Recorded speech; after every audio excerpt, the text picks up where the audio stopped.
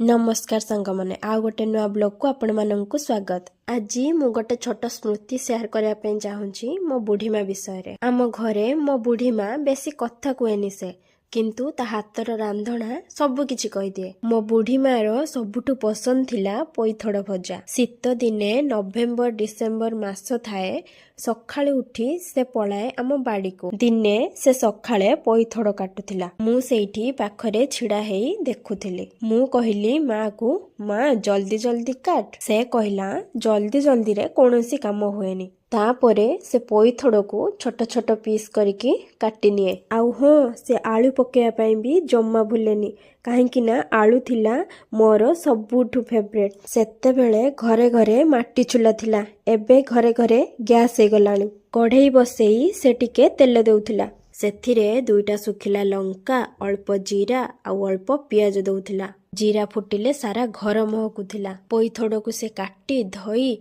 से कढ़ाई रे पकौथिला। सेथिरे स्वाद अनुसारे लूण आउ अल्प हळदी, कौनसी प्रकार बाहरु मसला नुहे किंतु स्वाद थिला पूरा घरई। भजा होथिबा बेले मो बुढ़ी माँ चुली पाखे बसी मते देखी पचारे, भोक लागिलाणी? आजी मो बुढ़ी माँ मो पाखे नाही, केही आउ टेबल पाखे बसी मो फेरिबा बाटको चाहुना, किंतु ता स्मृति अछि। जेते बेले मु पोईथड़ भजा करे मने हुए से आजी भी मो पाखरे अछि। पोईथड़ भजा मो बुढ़ी मार गोटे छोट स्मृति। जदि मो वीडियो आपण माननकु भल लागिछि ताहेले गोटे लाइक शेयर आउ सब्सक्राइब कर देबे।